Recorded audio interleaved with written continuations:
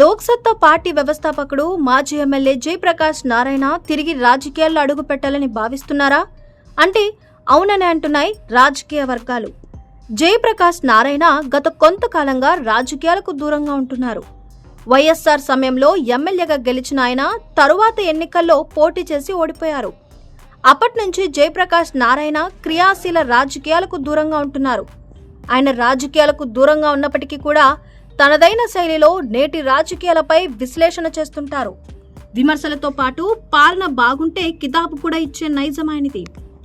ఆయన ఇటీవల ఏపీలో అధికార వైసీపీకి మద్దతుగా పలు సందర్భాల్లో మాట్లాడడం జరిగింది. గతంలో జగన్ పాలనలోని లోపాలను వేలెత్తి చూపిన ఆయన అదే సమయంలో జగన్ చేపట్టిన సంస్కరణలను కూడా ప్రశంసించిన సందర్భాలు ఉన్నాయి. జగన్ తీసుకున్న 3 రాజధానుల నిర్ణయానికి జయప్రకాష్ నారాయణ మద్దతిచ్చారు. అధికారం అనేది ఒకే చోట ఉండకూడదని, అధికార వికేంద్రీకరణ జరిగితేనే మంచిదన్న అభిప్రాయాన్ని ఆయన వెల్లడించారు. అధికారం ఒకే చోటుంటే మరోసారి హైదరాబాద్ ఘటనే ఉత్పన్నమవుతుందని జేపీ చెప్పుకొచ్చారు. ప్రభుత్వ పాఠశాల విద్యార్థి స్టేట్ ఫస్ట్ ర్యాంక్ సాధించినప్పుడు కూడా జగన్ ప్రభుత్వంపై ఆయన ప్రశంసలు కురిపించారు.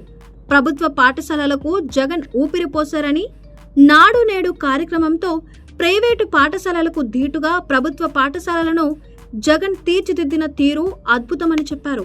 అమ్మఒడి, విద్యా దీవెన వంటి పథకాలు సత్ఫలితాలను ఇస్తున్నాయని జేపీ చెప్పుకొచ్చారు. గతంలో విజయవాడలో జరిగిన కార్యక్రమంలో సీఎం జగన్తో కలిసి జయప్రకాష్ నారాయణ వేదిక పంచుకున్నారు. అప్పటి నుంచి జేపీ వైసీపీలో చేరుతున్నారనే ప్రచారం జరుగుతోంది. తాజాగా ఆ దిశగా వైసీపీ అడుగులు వేస్తున్నట్లు సమాచారం అందుతుంది. జయప్రకాష్ నారాయణ వంటి సీనియర్ నేతల సేవలు పార్టీకి అవసరమని గుర్తించిన వైసీపీ అధిష్టానం ఆయన్ను పార్టీలోకి ఆహ్వానించాలని యోచిస్తోంది. జయప్రకాష్ నారాయణ పార్టీలో చేరడానికి ముందుకు వస్తే ఆయన్ను పార్లమెంటుకు పోటీ చేయించే యోచనలో వైసీపీ అధిష్టానం ఉన్నట్లు సమాచారం. జయప్రకాష్ నారాయణ వంటి సీనియర్ నేత వైసీపీలోకి వస్తే అది ఖచ్చితంగా పార్టీకి మేలు చేకూరే అంశమే అని రాజకీయ పరిశీలకులు సైతం చెప్తున్నారు. మరి జయప్రకాష్ నారాయణ రాజకీయంగా ఎలాంటి నిర్ణయం తీసుకుంటారో చూడాల్సి ఉంది.